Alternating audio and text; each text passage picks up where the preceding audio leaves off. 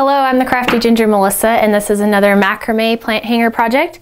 I would also consider this a beginner project. I'm going to show you how to make this, and check out my other videos in this series. I have 4 of them right now.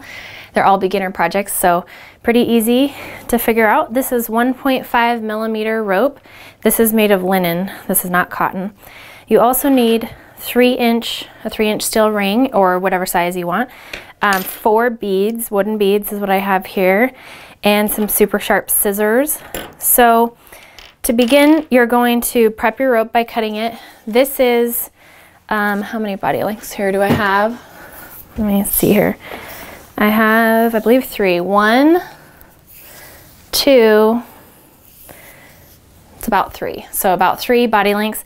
You're gonna find the center of your rope, and then we're gonna do a lark's head knot to attach these. So this is the center of my rope. I'm gonna put it over my steel ring, and I'm gonna pull the tail through that little loop that we created. That's called a lark's head knot. Okay, so the first step is to find your center 2 ropes. Those are these 2 right here in the center. This is called your lead cord. So you're gonna kind of hold that diagonally. The neighbor to the lead cord is this one here that I have in my hand. This is kind of confusing to show you, but the easiest way I've found to show beginners is that you're putting the tail of this rope over the lead cord, and then there's a space created between these 2 ropes. You're gonna pull it through that space and then pull it taut. And you have to do that 2 times to secure each knot. So again, let me kind of separate this one out. So this one is the tail, and then there's a space between those 2, and you're gonna pull the tail through. I have another video on this with bigger rope. This smaller rope, I would say, is like not exactly beginner. This pattern is pretty easy, but to work with this lighter weight rope is kind of hard just because it doesn't have the weight of those other big ropes. And I also think, like in knitting or crochet, it's good to work with bigger things so you can kind of see what's happening.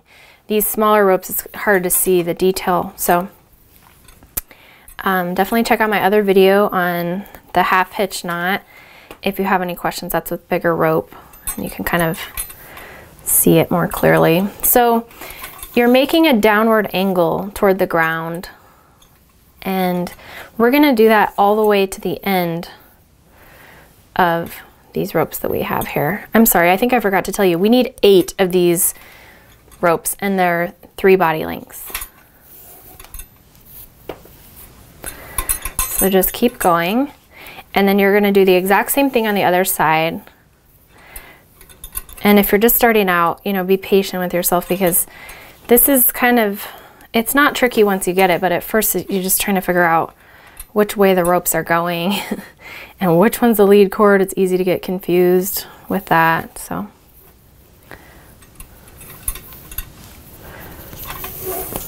Just one more rope after this one here to do.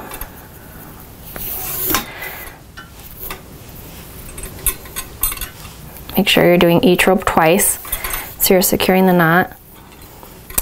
Okay, now we can move on to the other side. This is the center cord, the lead cord for the other side. So you're gonna hold that diagonally, take its neighbor, and do the same thing. You're gonna find the tail of it, and you're going to put the tail of the rope through this space between the 2. That's 1. And then once you get a little quicker, you don't have to find the tail. You can kind of just pull the rope through.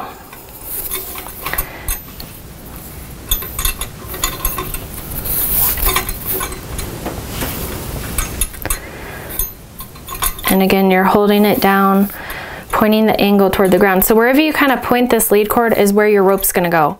So if you're doing a bigger project, like a wall hanging project, and you want your rope to be kind of wavy, you can do that. You can create that shape with your lead cord. You're just gonna point the lead cord wherever you want it to go.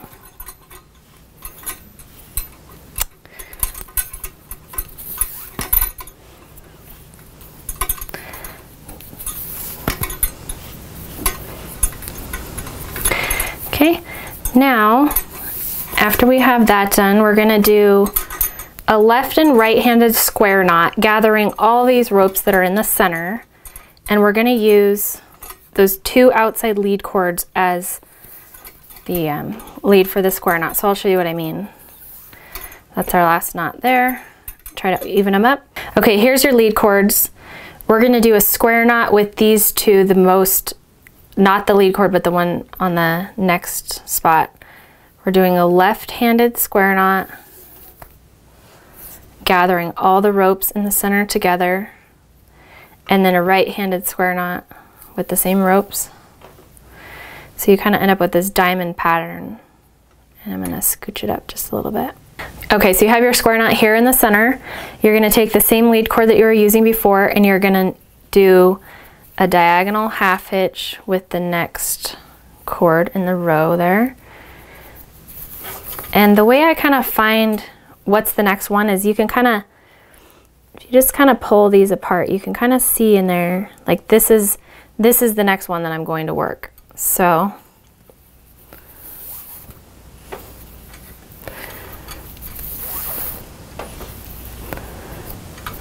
and then where's my next one? That's the next one. Doesn't have to be perfect. You're gonna have 8 ropes on each side, so that's 3.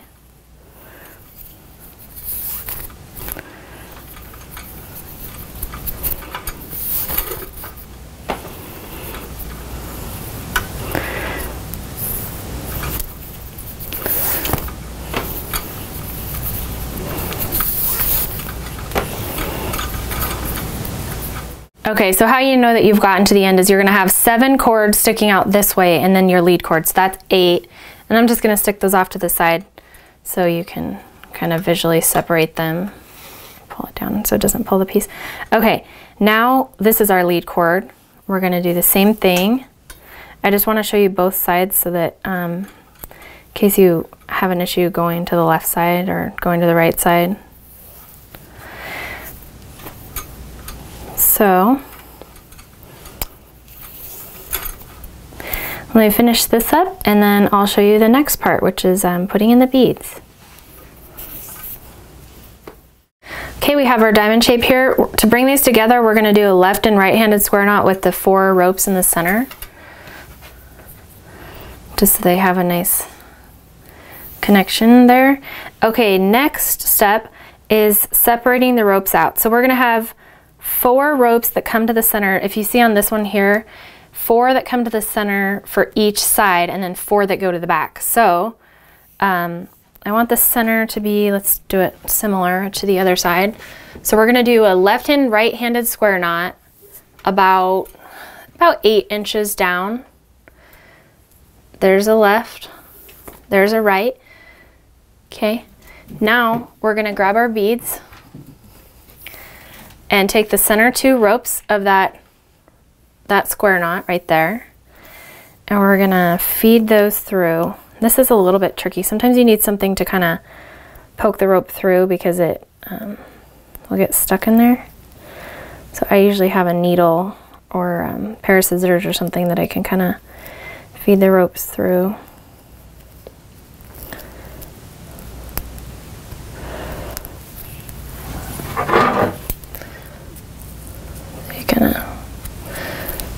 Try to pull it through. There we go. Okay. Now to secure it, we're gonna do a left-handed square knot, and now we're just doing only left-handed square knots. You can see here we're doing a twist. So to secure the bead in there, you have to do at least 1 square knot before moving it on to the, or not a square knot, but at least a left-handed before you move on to the next. And we're gonna do, let's do 30 of these.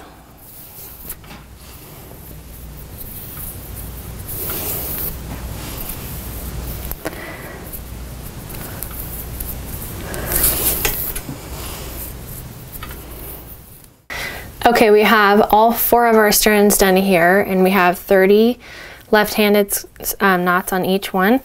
Okay, now what we're gonna do is make sure that the forward ones are forward and the backward ones are back. So because we're going to take 2 from this strand and then 2 from this strand, and we're going to do a left and a right-handed square knot on those. And we're going to do that about maybe like 4 inches down. So Sorry, it's kind of hard to see this. These ropes are kind of tangly because they're so small. There's a left, there's a right. Okay. Now, these two weren't worked. Those are going to be the neighbors for the back piece. So basically you're just going around doing square knots with the two from each strand, and you want them to be about the same height as the other ones here. So you can see we have 4 strands, and now they're being connected together to create the basket where the plant will hang. Okay, these ones are a little bit, trying to figure out, this one's not quite as long. I'm just gonna kind of stretch that out a little bit because they have the same number of knots. I'm so sorry. This is really tingly. Okay. So for clarity, we have 2 from here, 2 from here. Doing a square knot. Left and right. Okay. I want them to be even. Okay, we should have 1 more knot to tie. You're gonna end up with 4 knots. These are really tangly down below, so you have to manage your cords when you get a lot of cords like this. You have to try to untangle them every once in a while. Okay, the last step is another gathering knot, which I've showed you in my other videos, and that's this knot right here. So you're gonna get another piece. This is about 3/4 of a body length. Oops, that one's not even. So I'm trying to get these all pretty even right here, so the basket hangs evenly. So I'm gonna move that. Okay, now we're gonna do the gathering knot like another 4 or 5 inches down. So you're gonna face one end to the sky and then loop it around your hand. I'm going left because I'm right-handed and I find it easier to do it that way. So you're just gonna tighten it up every time you go around. This cord's a little bit long actually because I have to go around so far, but okay, and then just snug it all together as you go. So just kind of do as many as you think looks nice.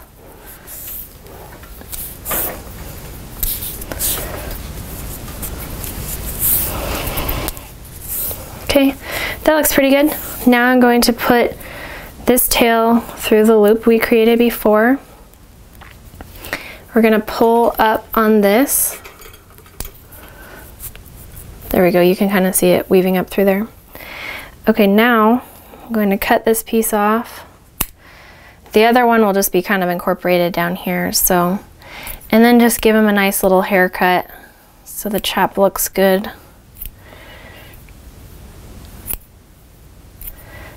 Random as you want. I like it to look pretty random.